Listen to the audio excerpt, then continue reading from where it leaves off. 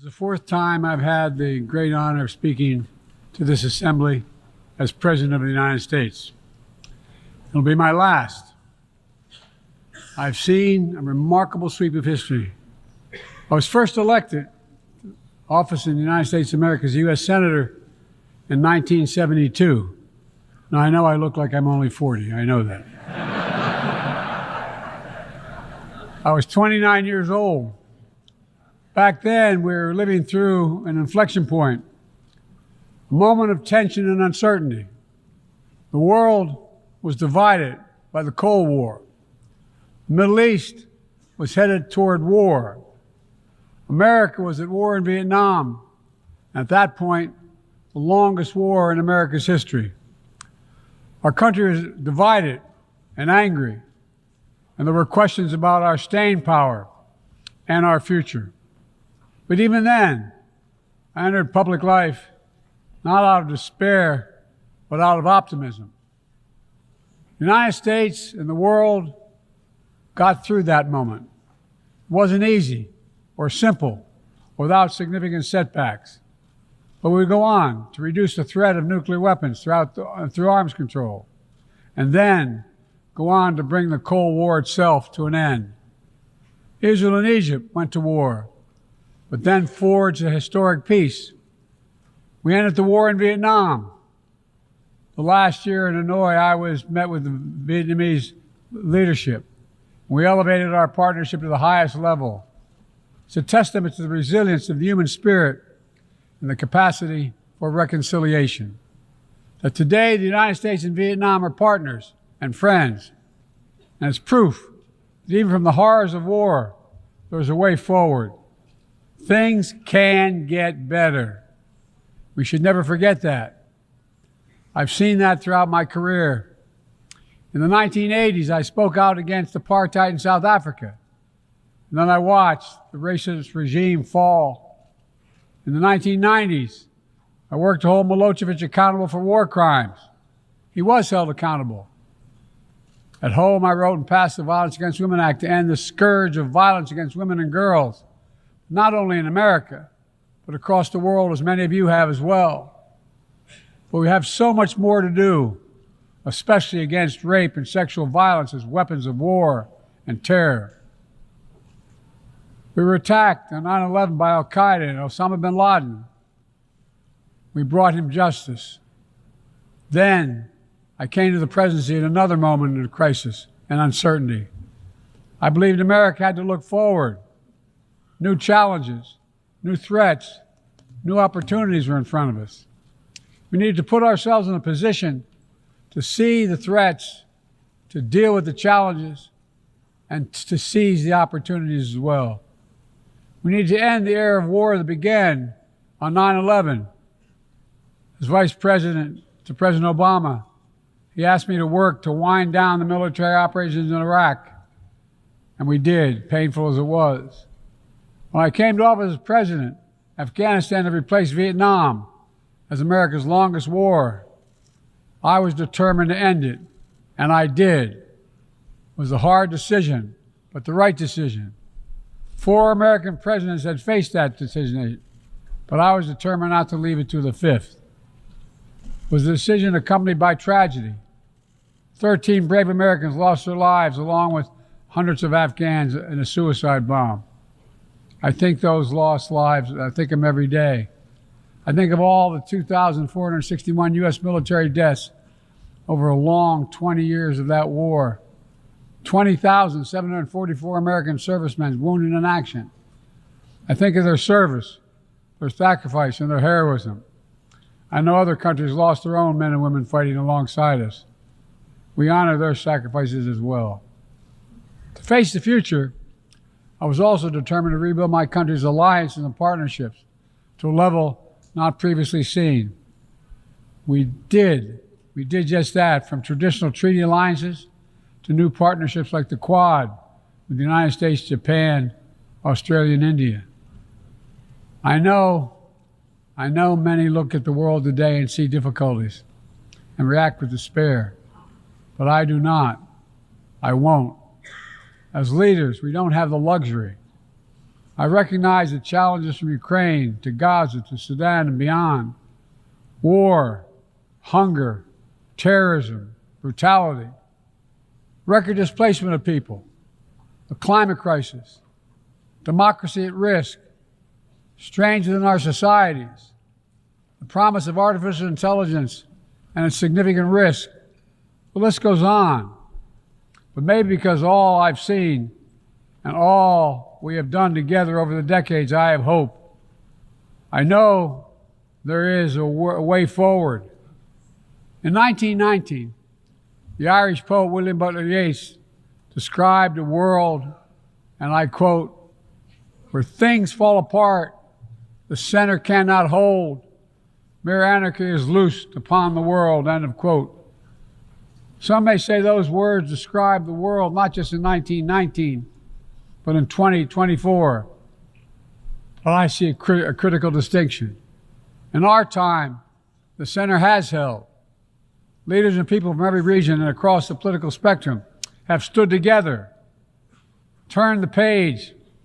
We turned the page on the worst pandemic in a century. We made sure COVID no longer controls our lives.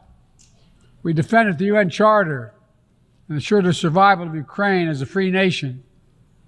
My country made the largest investment in climate, clean energy, ever anywhere in history. There will always be forces that pull our countries apart and the world apart. Aggression, extremism, chaos, and cynicism. A desire to retreat from the world and go it alone. Our task, our test, is to make sure that the forces holding us together are stronger than those who are pulling us apart. That the principles of partnership that we came here each year to uphold can withstand the challenges. That the center holds once again. My fellow leaders, I truly believe we're at another inflection point in world history, where the choices we make today will determine our future for decades to come. Will we stand behind the principles that unite us? Will we stand firm against aggression? Will we end the conflicts that are raging today? Will we take on global challenges like climate change, hunger, and disease? Will we plan now for the opportunities and risk of a revolutionary new technologies? I want to talk today about each of these decisions and the actions, in my view, we must take. To start, each of us in this body has made a commitment to the principles of the UN Charter to stand up against aggression. When Russia invaded Ukraine, we could have stood by and merely protested. But Vice President Harris and I understood that that was an assault on everything this institution was supposed to stand for. And so, my direction, America stepped into the breach, providing massive security and economic and humanitarian assistance. Our NATO allies and partners in 50-plus nations stood up as well. But most importantly, the Ukrainian people stood up. I asked the people of this chamber to stand up for them. The good news is Putin's war has failed and at his core aim. He set out to destroy Ukraine, but Ukraine is still free. He set out to weaken NATO, but NATO is bigger, stronger, and more united than ever before, with 2 new members, Finland and Sweden. But we cannot let up. The world now has another choice to make. Will we sustain our support to help Ukraine win this war and preserve its freedom, or walk away and let aggression be renewed and a nation be destroyed? I know my answer. We cannot grow weary. We cannot look away. And we will not let up on our support for Ukraine, not until Ukraine wins a just and durable peace in the UN Charter.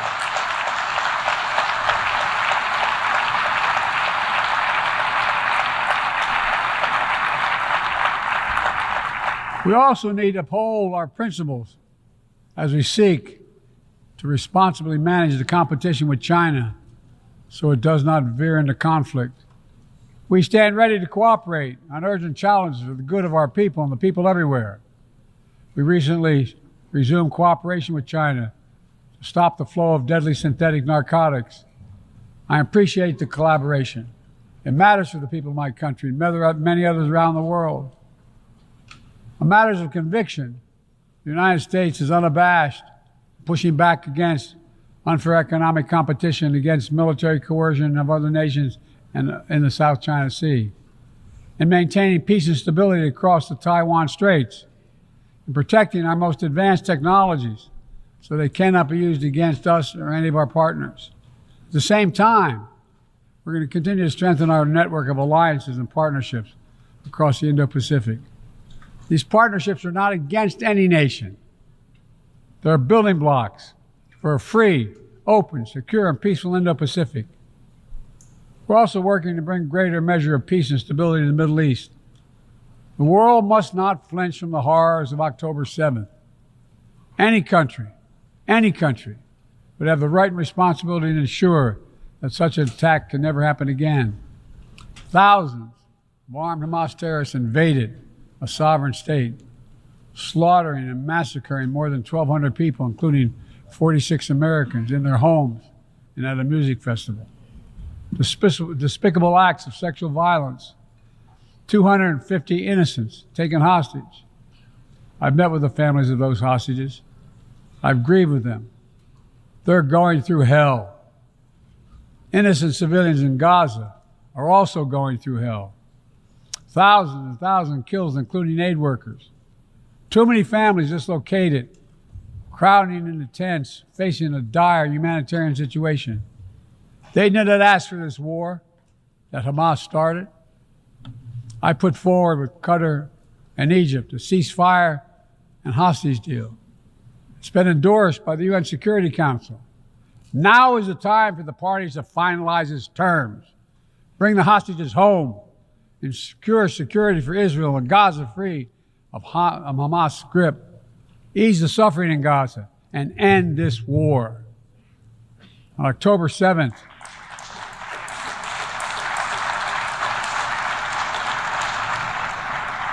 since October 7th, we've also been determined to prevent a wider war that engulfs the entire region. Hezbollah, unprovoked, joined the October 7th attack, launching rockets into Israel. Almost a year later, too many on each side of the Israeli-Lebanon border remain displaced. A full-scale war is not in anyone's interest. Even if the situation has escalated, a diplomatic solution is still possible. In fact, it remains the only path to lasting security to allow the residents from both countries to return to their homes and the border safely. And that's what we're working tirelessly to achieve. As we look ahead, we must also address the rise of violence against innocent Palestinians on the West Bank and set the conditions for a better future, including a two-state solution where Israel enjoys security and peace and full recognition and normalized relations with all its neighbors, where Palestinians live in security, dignity, and self-determination in a state of their own.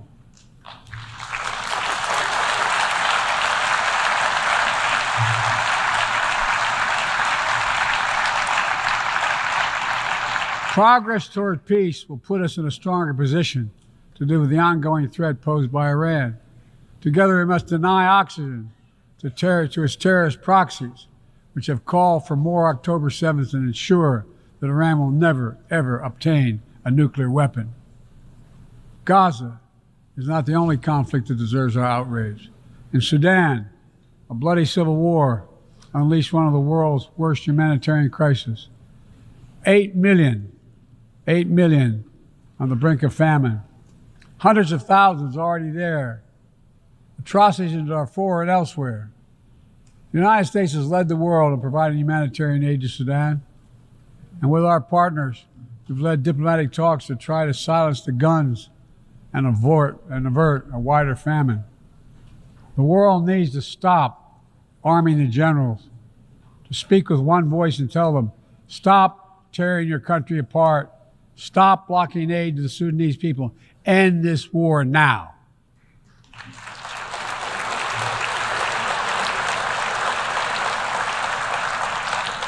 But people need more than the absence of war. They need a chance to live in dignity. They need to be protected from the ravages of climate change, hunger, and disease. Our administration has invested over $150 billion to make progress and other sustainable development goals. It includes $20 billion for food security, over $50 billion for global health. We've mobilized billions more in private sector investment. We've taken the most ambitious climate action in history. We've moved to rejoin the Paris Agreement on day one. And today, my country is finally on track to cut emissions in half by 2030. On track to honor my pledge to quadruple climate financing to developing nations with $11 billion thus far this year. We've rejoined the World Health Organization, donating nearly 700 million doses of COVID vaccine to 117 countries. We must now move quickly to face Mpox outbreak in Africa. We're prepared to commit $500 million to help African countries prevent and respond to Mpox and to donate 1 million doses of Mpox vaccine now.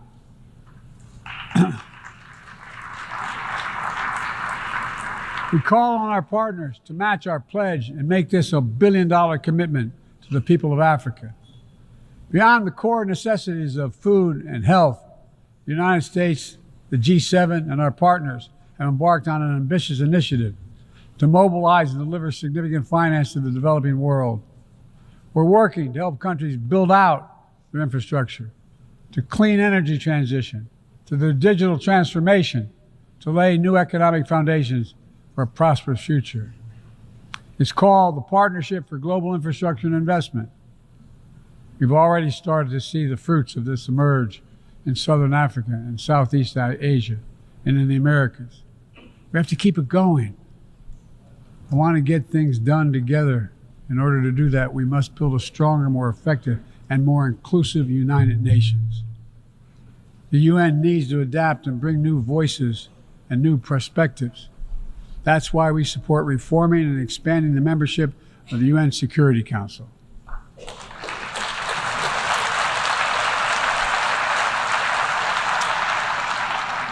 My UN ambassador just laid out our detailed vision to reflect today's world, not yesterday's. It's time to move forward. The Security Council, like the UN itself, needs to go back to the job of making peace, of brokering deals to end wars and suffering.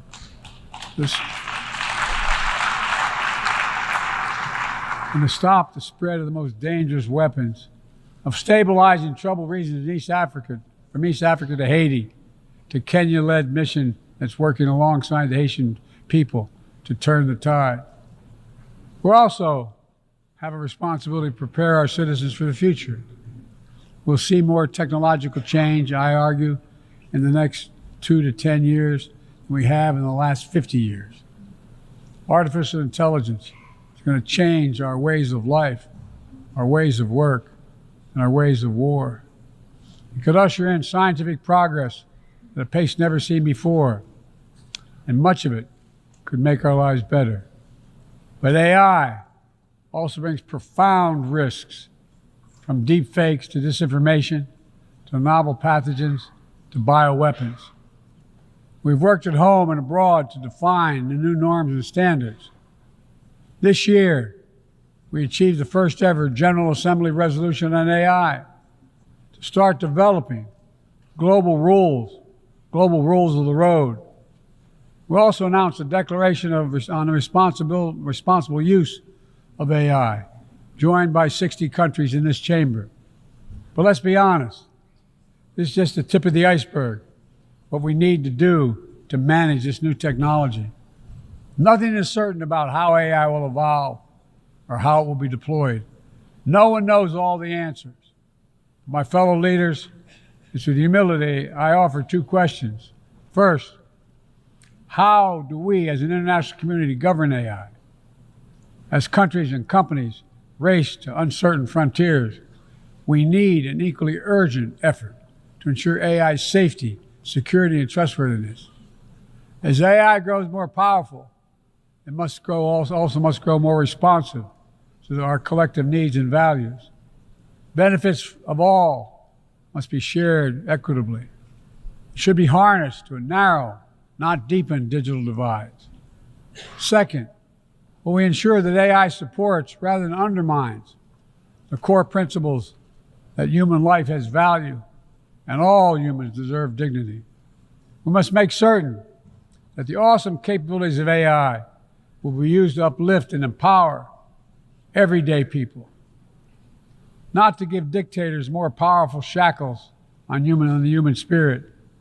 In the years ahead, there may well be no greater test of our leadership than how we deal with AI. Let me close with this. Even as we navigate so much change, one thing must not change. We must never forget who we're here to represent. We, the people. These are the first words of our Constitution, the very idea of America. They inspired the opening words of the UN Charter. I made the preservation of democracy the central cause of my presidency. This summer, I faced a decision whether to seek a second term as president. It was a difficult decision. Being president has been the honor of my life. There's so much more I want to get done. As much as I love the job, I love my country more. I decided after 50 years of public service, it's time for a new generation of leadership to take my nation forward. My fellow leaders, let us never forget, some things are more important than staying in power. It's your people.